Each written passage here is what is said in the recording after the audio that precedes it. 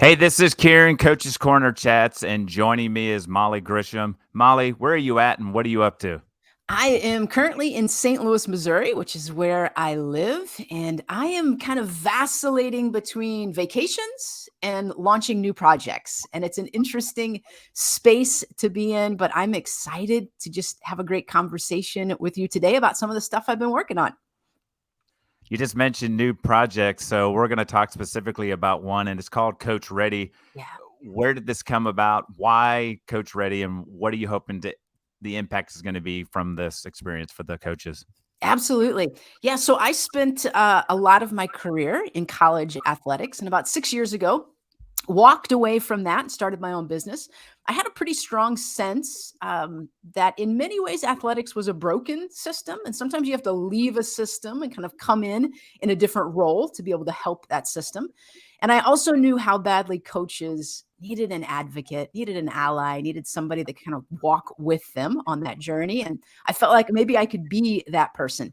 And so over the last 6 years of working with coaches in all different sports at all different levels, I really noticed some trends and some patterns and some struggles that every team at every division in every sport was wrestling with. And I thought, could I put some content together that would help everyone, regardless of where they were at in their coaching journey? Can I kind of capture these golden nuggets, these pieces of wisdom that I often share with my private clients? And can I kind of put that out into the world? And so Coach Ready is a collection of videos where I'm just saying, let me take everything in my brain and share that with you, just to prop coaches up, to fill their cup, to give them some frameworks and some processes that they can share with their staff and share with their players and hopefully have a little bit better coaching experience. You talk about leadership, and I know just from I got an opportunity to get a sneak peek at some of the stuff, and it's awesome. And you talk about leadership as influence. Mm, How important is the idea of leadership? I think we use a lot of buzzwords, yeah. but we don't understand what it means. So, what is leadership? And your key was leadership as influence. What does Mhm. that even mean in a coaching sense?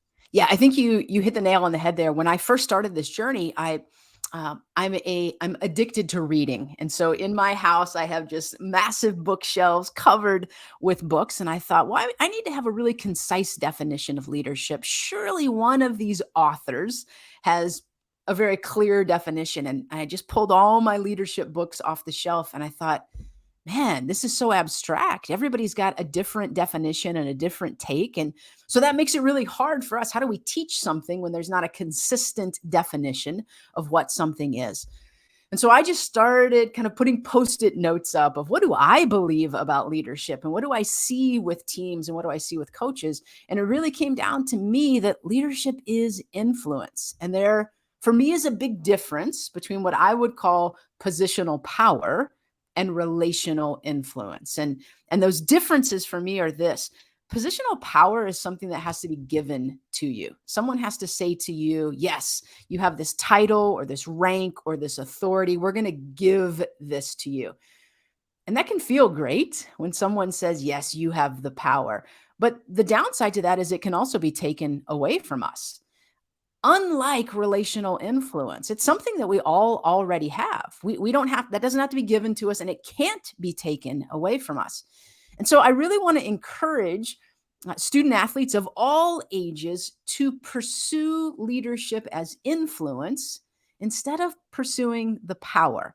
Because we have to realize the power comes and goes, but the influence does not come and go. In fact, I'll share this brief story with you. When I was still a college coach, I had 4 seniors, and it was the dream senior class. Just they checked every box, just delightful human beings. If they could have stayed for a 5th or 6th or 7th year, I would have said yes to all of them. They were just great people and great leaders on our team. And so when they graduated in the spring, but left our team after the end of the fall season, I thought I've got to be really intentional about how we're going to develop our next group of leaders, because this is big shoes to fill. And so I was meeting with 2 of our future emerging leaders on a very regular basis. And I realized they were crushing it. Like, they were taking care of stuff behind the scenes that I didn't even know was going on. They were doing all the right things.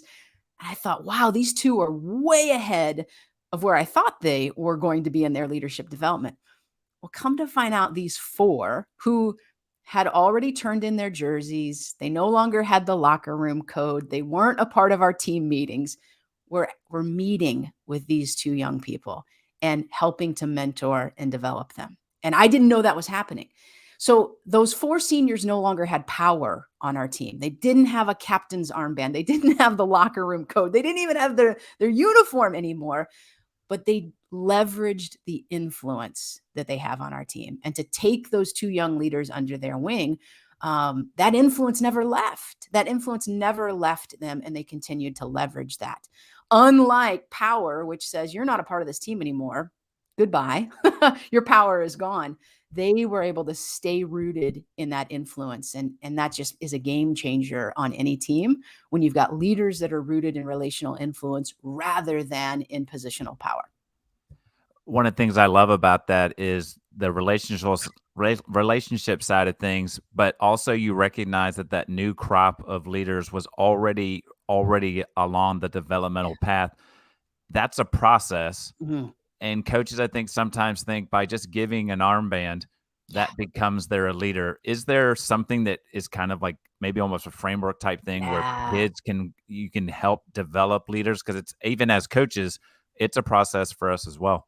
Yeah, we talk about this in Coach Ready because I think one of the challenges that so many young people face is this desire to lead, but to them it feels like I'm either a leader or I'm not a leader. Mm. There doesn't feel like there's middle ground to them.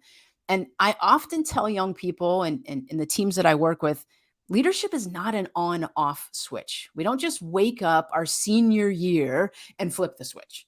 And I should pause and say this. I don't believe that leaders and captains are necessarily the same thing. It would be great if they were, but we don't always get that right. And so I think there's lots of space for lots of leaders on teams. I also don't think you have to be a senior or a starter or the best player to be a leader. So let me say that on the front end. So this idea that it's not an on off switch. We don't just turn a certain age or get to a certain year and we just flip that switch on. To me, it is much more like a dimmer switch. It's something we're invested in every single day. We're turning up that dial. And that to me is why you might have a young player on your team who's a great leader because they've been turning up that dimmer switch for years. And you may have an upperclassman who never knew the dimmer switch was there. They have not turned it up at all, and they're not going to be an effective leader for you. And so we've got to think of it like a dimmer switch and less like an on-off switch. And to me, there is a very clear progression. In fact, I've got lots of different frameworks that I use with teams, but one of them is, again, we unpack this in Coach Ready, this progression that needs to happen, how we move from leading yourself to leading the team. There has to be a progression because if you give that to your players, if you say, do this and then do this, and they're going to do it, they're going to be all in on it. It's no different than teaching a skill in our sport. We're not going to teach you to bicycle kick from I can't to I can. We're going to walk you through. We're going to have you do all these little steps, all these little stages. And when you can do that well, we'll give you the next one. And when you can do that well, we'll give you the next one. And so I think having those frameworks to walk your leaders through is so, so critical. Because again, if we're just expecting them to flip that switch, it's not going to happen. One of the things that I love is that the Coach Ready is for coaches and leaders at all levels, in terms Yeah. of age to experience. When it comes to players, you talked about not just saying it's seniors or it's my captains or leaders. Is this one of those that you pour into every player? Is everyone involved, even like the parents, your staff? Is everyone someone you can continue to help develop as a leader? Yeah, I've never had a coach call me and say, Molly, we need your help. Our problem is we have too many leaders. It's never happened. It's never happened. The opposite has absolutely happened. We don't have leaders. We're stuck. But I've never had a coach say we have too many leaders. And the truth is, if even if someone says, I'm not really a leader. I'm not going to be up front. I'm not going to be in the spotlight. I don't like using my voice. The reality is, at a base level, you have to be able to lead your own life. No one can do that for you. You have to be able to lead your own life. And so a lot of times when I work with coaches and they're frustrated, it's because that player cannot even lead their own life. They can't get themselves to class. They can't get to training on time. They can't get to the bus on time. They're not leading their own life. And so when we think about developing leaders at a base level, imagine having a team full of people who could, at a minimum, lead themselves. That is a great place to be. And so, yes, we need our athletic trainer to be able to lead their own life. We need our assistant coaches to lead their own life. We need our players to lead their own life. And I think we have to shift from this idea that leadership is something outside of us and it's designated for only elite individuals. There are certainly people who are natural leaders, and like that was their thing in life, to lead this company or to lead this movement or lead this organization. But the rest of us still have to be able to lead our own lives. And so if we can help people shift their thinking from leadership is just for the elite few to, hey, we all have to lead our own lives. We, at a base level, we've got to be able to do this. You will see exponential growth on your team being able to move forward faster and farther when you've got a roster full of people who can lead themselves. You talked about relationships earlier, and now in my head, I keep thinking relationships equals communication. Mm, How important is meeting those players at the spot that they're at? And then you talk having a framework, but also what's the expectations of me if I'm already a pretty strong leader? Like when you had those two come in from that were groomed by the older players, that's a different dynamic as to what role and responsibilities they might yeah. have versus your incoming freshmen who are just trying to find their feet. And like you said, I'm just trying to figure out myself, lead myself. Right. Yeah, the relationship piece is critical. And one of the things that we talk about in Coach Ready is when we're developing leaders, we often talk about what's your role as a leader. And to me, what your role really means is how do I want you to be in relationship with others? So, do I want you to be in relationship with your teammates as a drill sergeant? Do I want you yelling at them in practice? Do I want you being that really hard individual that says, no, we're not going to do that? Because some coaches want that from their leaders. That's how they want you to be in relationship.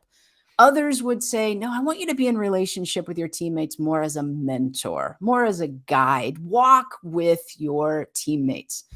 Do we want them to be in relationship in a way that says you need to be that visionary, that person who's never done this thing before? You have to be the best of the best. That's how you're going to be in relationship with your teammates.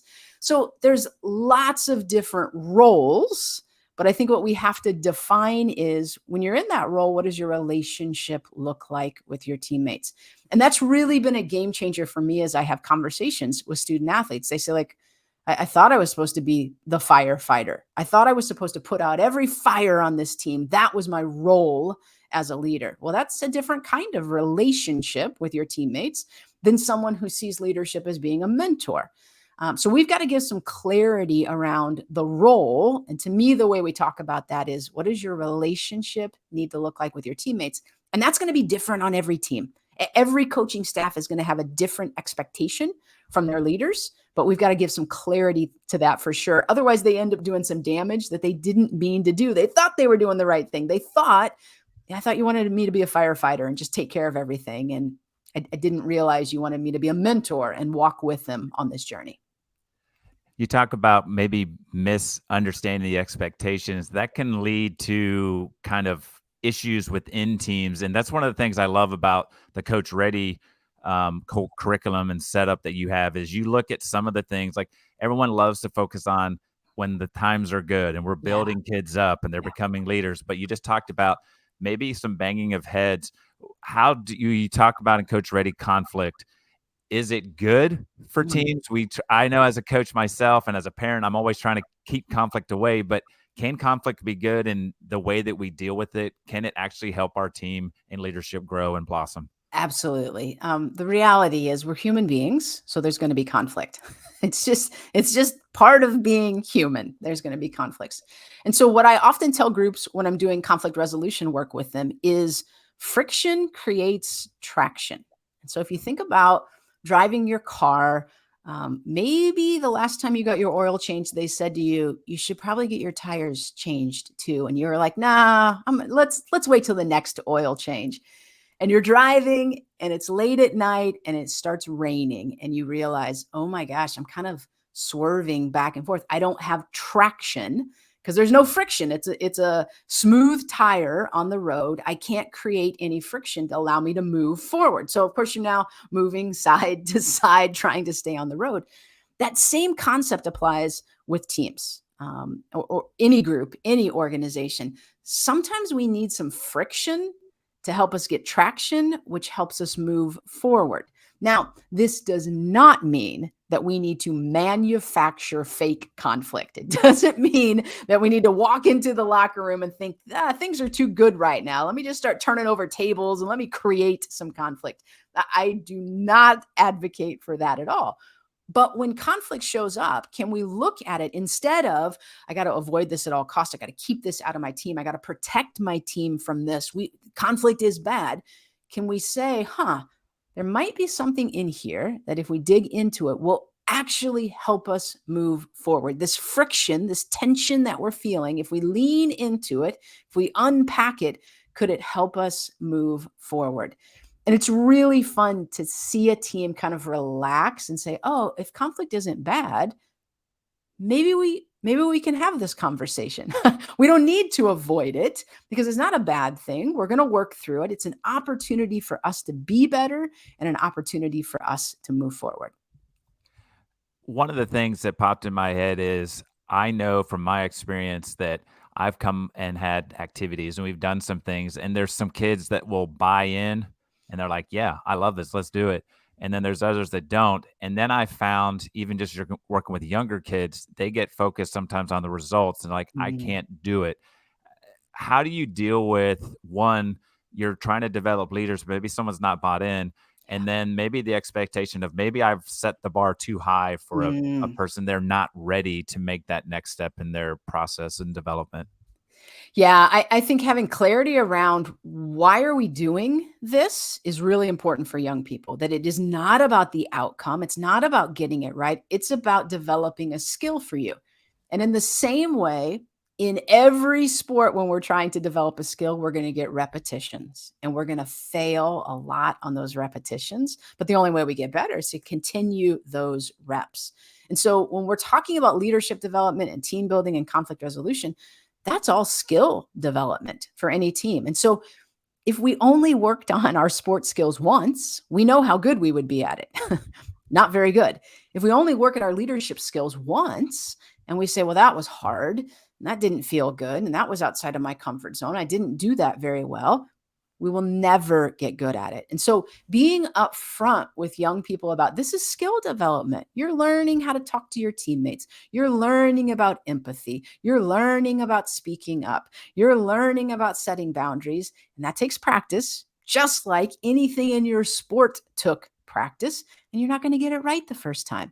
I think as I look back on my coaching career, one of the things I probably got right in leadership development was very much publicly supporting my leaders. And behind closed doors, that's where we did some evaluation. Okay, I know in that moment you really wanted to light a fire under your teammate. Let's talk about it. What did you do? What was your thought process? What was their response? Did it work? What would you do differently next time? How can I better support you? Like really doing that kind of assessment and evaluation behind closed doors. Because if I did that publicly with a leader in front of my team, if I humiliated them, if I criticized their leadership ability in front of the team, that door has just closed for leadership development for anyone in the future. Who wants to get criticized for their leadership skills in front of the team? So really supporting them, really having their back publicly. And then behind closed doors, that's where we can do an assessment and unpack what can we do differently to get the outcome that you wanted as a leader. That's one of the things that I think we miss as coaches and leaders is we spend so much time in the playing setting and we don't do enough behind the scenes type of thing. How important is taking time? Like X's and O's are great, but like you said, as a coach and teaching and leadership, It's all about influence. Yeah. So how important is actually taking a like definitive amount of time and saying, "Hey, we're going to work together and talk through things." I think it is the game changer. The reality is, as coaches, we are educators, and there's a bigger picture that we have to educate our players on. It isn't just the X's and O's of our sport. And I think the challenge that we face is so many sports, at least in the club market, are so driven on wins. That's just, we don't really care if you understand the game. We just want your team to win. And so we skip so much of that development as a human. And that falls on the rest of us that can say, whoa, whoa, whoa, I don't want to be a part of that system. I want to do things differently. I want to invest in their development. But I've been really fortunate to work with teams that have won national championships, and they do this stuff on a regular basis. Those are the teams that are saying, yep, we want to see you again next month and next month and next month. We have to do this on a regular basis because we have to develop the whole person. We need the whole person to win games. And so we've got to be intentional about developing them. And for the coaches who say right now, like, oh gosh, but I only get an hour and a half with them twice a week. Am I just supposed to not practice? No. Look for ways to build those moments into your training. And so maybe you say to a young leader, hey, I'm going to have you lead the warm up next Tuesday. And let's have a conversation about what that's going to look like and how you need to talk to your teammates and how you can practice your leadership skills by leading the warm up. Maybe you have a player that's going to set up a drill. Like you can build these leadership opportunities into your training sessions. There's no question about that. But there is incredible value in getting a team behind closed doors for an hour and a half or 2 hours and just doing a deep dive on this stuff. And I really have such favorable responses from teams. I think they find it like a breath of fresh air. Finally. In fact, I'll tell you this. I was working with a Power 5 women's basketball team, and we had a couple of young players that we knew this was the future of this team. And the coaching staff had said to me, just go all in on those freshmen because we know what they could do moving forward. And we had a player on that freshman group who was very talented, just very, very talented, had always been the best player on every team she's ever been at. And it was probably her junior year, she pulled me aside and she said, I have been the captain on every team I have ever been on. And she said, this is the first time anyone's ever taught me about leadership. I mean, just incredibly talented. And everyone just said she's talented. She can be the leader. And after 2 or 3 years of just regularly meeting with her and just watching the gears in her mind turn, she said, why didn't anybody tell me this? Like I could have been so much better my sophomore year of high school or my junior year on that club team, but no one had ever taken the time to teach her those things. How important is patience as a coach when it comes to that leader? You talk about her as a freshman, but the light bulb didn't go off until she was a junior to recognize, like, oh my gosh, all this time that Molly and my coaches have been pouring into me and the activities that we're doing. And the other thing that I was thinking of as a coach, how important is it for you to share with your players and people you're working with that, hey, I'm working on becoming a better leader Mm. myself. And you talk about repetitions, like I'm going to fail. How big is it for them to share that as well?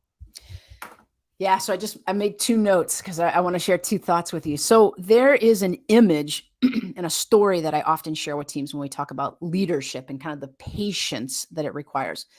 There is a particular strain of bamboo that when you plant it, it doesn't break the surface for 5 years. Okay, so imagine I am a bamboo farmer and I go out and I clear the soil and I pull all the rocks out and I pull the weeds out and I plant my bamboo and I go out and I water it every day for a year and nothing grows. People are probably like, she's lost her mind. Like, what is she doing? And then year 2, 3, 4, and 5, nothing has broken the surface. But in year 5, in 6 weeks, it can grow up to 80 feet tall. Of course, if you're going to grow 80 feet tall, you have to have a strong root system. So what is happening over those 5 years is that bamboo is developing its root system. And that for me is a great mental picture of leadership. We are investing in our leaders and we may see nothing for years. but they're developing their root system. They're developing those skills that are going to hold them up and sustain them and help them and lead them and guide them during the difficult times. And that is why we often say, whoa, her leadership came out of nowhere. It never comes out of nowhere. There was always the behind the scenes work, the investment in that young person that's happening. And then year 5, in 6 weeks, it grows 80 feet tall. They emerge as a leader, but they had to have that strong root system. And so to me, when we talk about patience in developing leaders, that's what we're doing. We're helping them identify, what are your values? What are the things you stand for? What are the skills you need that are going to sustain you during really difficult times? Because if I just throw you out there to lead and it's a bad experience, you're never going to do it again. You're going to say, I don't want to be a part of that. Just let me go score goals. I don't want to do that. And so we've got to set them up for success. So when we talk about patience, that's an image I love to use with coaches and educators and just anyone who's developing humans. Is, yeah, a lot is happening internally. A lot's happening below the surface. A lot is happening that we can't see, and it will emerge when it's ready. In terms of coaches being honest, oh my gosh. Yes. Yes, yes, yes. There's nothing more powerful than when a coach can say, I don't think I handled that very well. I'd kind of like to unpack it with you guys. Here was my thought process, and here's why I did what I did. And here, as I self-reflect, is what I've learned about that situation. And leadership is a lifelong process. And I don't think I handled that as an A+. Want you to know I'm going to do it differently moving forward. Most teams say, like, gosh, if my coach can give themselves permission to not be perfect, maybe I can try to lead and not be perfect in this process as well. So I think coaches owning that is really, really important because it sets the precedence and gives permission to everyone else on the team to own those moments as well.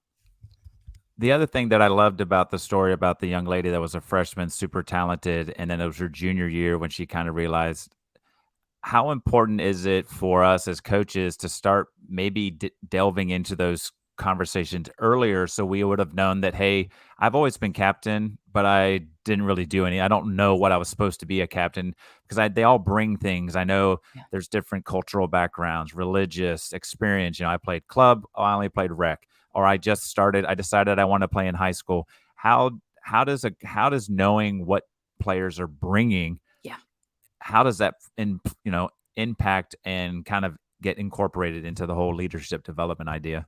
Yeah, a lot of times coaches will say to me, "Okay, so we're working on our leaders for next year. Can you meet with our seniors?" And I will say, "Is this the first leadership development you've done with them?" "Yes, they're seniors now. We're ready to get started." And so that's when I have to say, okay, we have to assume their dimmer switch was off when they arrived on campus. And we missed 3 years of turning that dimmer switch up. So their dimmer switch is still off. They're seniors, but it's still on zero. So investing in those players early and often, you will have zero regrets. You'll have zero regrets about that process. And to your point, we don't know. In fact, we talk about in Coach Ready some of the trauma that our players can have that we're unaware of. We don't want to put ourselves in a position where we didn't know our players well enough. We then, as upperclassmen, put them in the leadership spotlight and didn't know this was some of the stuff they were struggling with. And now it's infecting our team. So if we're meeting with our freshmen and then as sophomores and then as juniors, we put ourselves in a position to have really healthy people be leaders moving forward on our team. So I am with you. Early and often is the way to go in leadership development. One of the things that I get a lot on here is coaches that are transitioning to a different program, Mm, especially at the college level. I know at high school, like I just had a large senior class that left. So now I've got a new group coming in. So that means there's a change in the whole vibe within it. And not everyone handles change well. What are some yeah. things leadership wise that we can do to help, transition there? Even at the youth game, you're constantly having kids change clubs, or maybe it's a different coach. What can we do to maybe better support everyone to that transition? Gosh, leading change, it's hard. It's a skill that we have to learn as coaches. And so in Coach Ready, I share 6 different behaviors that I often notice when we're trying to lead change. And it has been really fun for me to share those behaviors with a team and allow players to identify, yep, that's me. That's who I become when coach is saying we need to do something differently, or when I don't like what's happening, I become that person. And allowing them to self-identify, it allows them to kind of laugh at themselves. Like if I say, you know what, coach, every time we talk about change, you're what I would call the sidewalk sitter. You're the person who won't get in the car. You won't join us on this journey. You're probably going to be really defensive. But if I give you the option to identify and you say, yeah, I was the sidewalk sitter. I was refusing to get in the car and go on the journey with that team. Then the door has been opened for us to have a conversation about that. And so I think one of the challenges around leading change is, especially when they get to high school, but for sure when they get to college, a lot of them have never really been a part of a change process. And what I mean by that is they have chosen to go to different teams, but they've never had to like stay on a team and work through the change. And we're certainly seeing it at the college level with the ability to transfer on a regular basis, but helping them understand there are different behaviors that show up when we're leading change. And here's how your behaviors impact the rest of the team. And here's some choices that you can make. It can be really, really powerful when we allow them to self-identify. This is my default behavior in change. And I don't like that about myself. I actually, now that I know that, I want to do some things differently. But I think particularly at the college level, we have to be aware most of them just played for a team for one season. They won a lot of games. They weren't asked to do anything differently. And then they bounced to another team. And they won a lot of games. And they weren't asked to do anything differently. And then they bounced to another team. And so getting to either a really good high school team, a really good club team, or a college team where they're being asked to do things differently, that's new for so many athletes. And if we can give them some clarity around this is some behaviors that show up. How do you describe yourself in change? You mentioned how the youth game is so focused on results, winning, Mhm. winning, winning. How does one kind of evaluate whether I am, you talk about we're influenced, leadership is influence. How does one evaluate whether or not my influence has actually been successful? I don't know if that makes sense, Mm, but how does one even know, like, I'm trying these new things. Molly's been pouring into me. I've been watching the videos. I've been working through some of the units. I've been taking the tidbits. I've been pouring into the kids. At what point do I go, "Okay, yes, it is working"? mm. Yeah, the first thing that comes to mind for me is this idea that healthier humans are happier people, and happier people create better teams. And so if you're willing to pause and self-reflect and pour into your people and work with consultants, and you feel like, I just feel healthier. I've got more knowledge, I got a support system, I've got a community, I feel balanced, my stress level is down a little bit. I think I can do this. You're going to be happier as an individual. And happier people are what create high performing teams. Again, I've worked with some of those teams that just win at the highest level. They're having fun. They really are having fun, not because they're winning. They're winning because they're having fun, and they're able to have fun because they're healthy people. And so to me, part of that assessment is pausing to say, like, how's my health as a person? If I No different than if, let's say, I went to a new doctor. Oh yeah, those supplements are making a difference, or that physical therapy. I feel healthier. We can self-evaluate what our health feels like. And so to me, it would come down to, do you feel healthier? Okay, is that showing up in your happiness? Okay, that's probably going to lead to high performance on your team.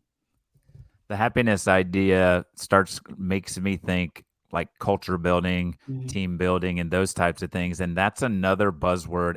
Almost every coach I talk to is like, "Yeah, we focus on culture." And then I'm like, "What is that exactly?" And it's got to be more than a poster on the wall. It's got Right. to be more than like we say this little thing at the end where all our hands are in and we all say the same chant.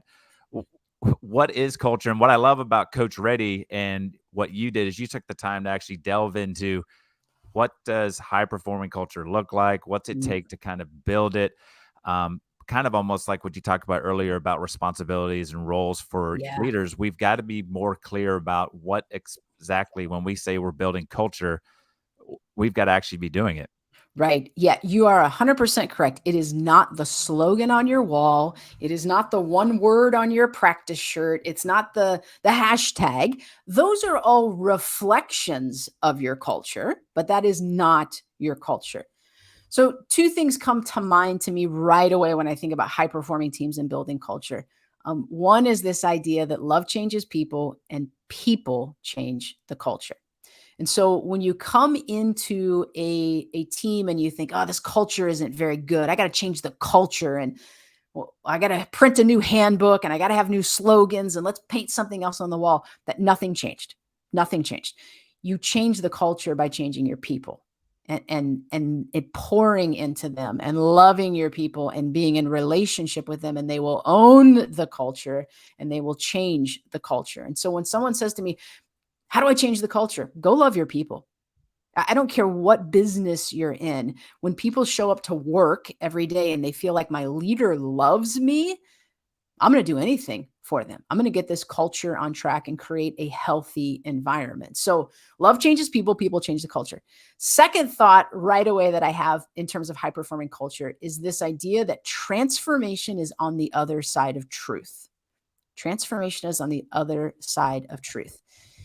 If we want to have a high performing culture and we want to have great relationships with each other, we have to be able to tell the truth. We have to be able to say, you know what?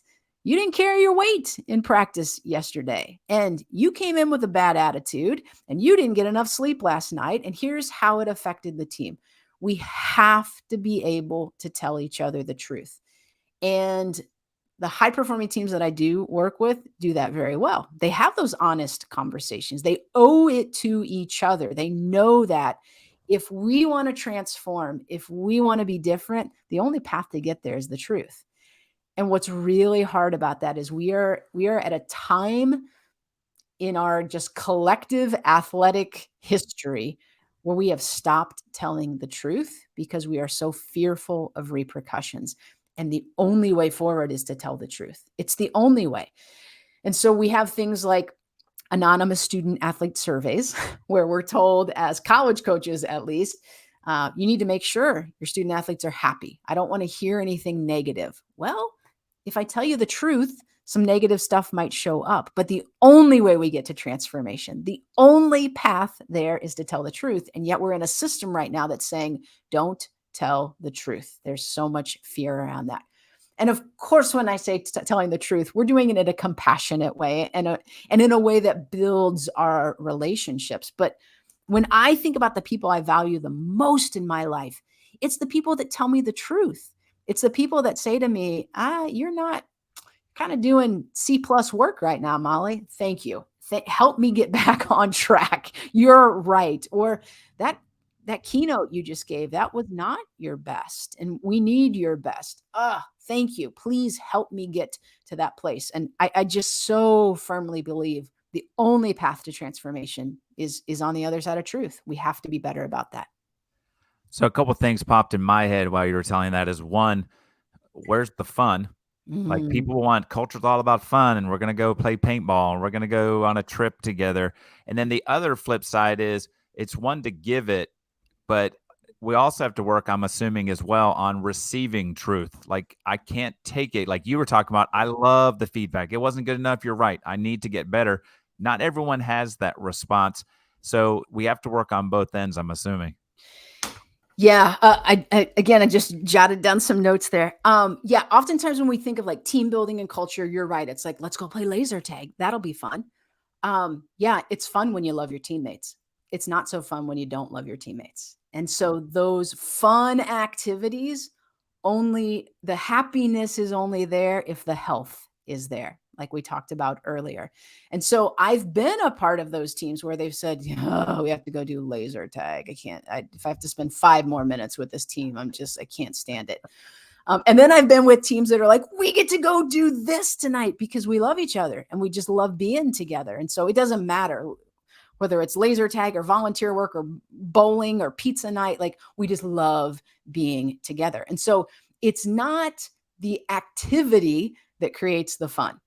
It's that we really enjoy each other that creates the fun. And so investing in all that skill building then sets us up to say we can go do anything as a team and we're going to have a blast doing it because we really love each other. In terms of like being able to receive the truth, again, that's a skill we have to build, right? But the way we get there is by being in relationship with each other. If I hate my head coach and I believe my head coach hates me, and you tell me the truth, that is not going to go well. But if I respect my head coach and I believe my head coach respects me and we have done some life together and they have celebrated my successes and now they want to help me be better, all of a sudden that feels like a gift that someone that really cares about me was giving me. So again, if we are not in healthy relationships with each other, we can't tell the truth. We can't tell the truth. It all comes back to those relationships that we have. I am beyond excited for this to come out. Like I said, I've had an opportunity to listen to some videos. I've Yeah. seen you, at the United Soccer Coaches Convention in January, and got to see some of the activities that you do and loved it. When you look big picture and long term, like what are your hopes and expectations for Coach Ready? And do you have plans for, like, maybe this is Coach Ready and then there's maybe an extension? Like, what are some of the hopes and goals for this opportunity for leadership building? Yeah. So my first hope is, can I connect with coaches who maybe couldn't otherwise afford to connect with me? They're not a Power 5 women's basketball team that can put me on a retainer. They don't have the budget to say, hop on a plane, come work with us, let's hang out, we want to learn from you. Can I create a affordable option that most coaches could say, I can't put her on a plane, but I can watch these videos? That was priority number one. The second is, can I give them some frameworks and tools that they can put into practice right away? And I think I did that in the content of really giving some actionable steps, some things that you can say, okay, my next leadership meeting, we're going to talk about this framework. The next leadership meeting after that, we're going to talk about these 4 R's. The next meeting after that, we're going to talk about the behaviors that show up when we're leading change. I think I'm giving coaches some really tangible things. I will say there are some other things in the works. I already have a program called Team Ready, and that is for student athletes. It's a little bit more expensive, but if coaches say like, oh, we really liked this Coach Ready content, how do we pull our players into it? Team Ready is absolutely the way to go. And while it's not 100% certain yet, I would say Lead Ready is probably what we'll film next spring, and doing a really deep dive on leadership development and creating a path and a program for coaches and their team leaders to go through together. But yeah, my base goal for this was to connect with people who just budget wise can't put me on an airplane. Okay, let me give you just a brain dump of every bit of wisdom. I say in the promotional materials, this is the stuff that I share with my private clients. This is the stuff we're doing with those people who have me on a retainer and have those higher budgets. But just because your team doesn't have a high budget doesn't mean you don't need this stuff. And so could I package it in a way that's affordable and can really make a fast impact for coaches in terms of giving them frameworks and tools and processes? Molly, I really appreciate you taking the time to get on here with me and share this. Like, I'm so excited for coaches to have the opportunity to kind of see the inner workings of all the little one-liners that you have. I love, like friction becomes traction, and all those types of things are just little buzzwords that are great that if people can start getting into their head and building. I cannot wait for this to come out and Yeah. the impact that it's going to make. But I'm going to go ahead and shut this thing down. This is Kieran, Coach's Corner Chats with Molly Grisham, talking Coach Ready, and I'm out. Peace.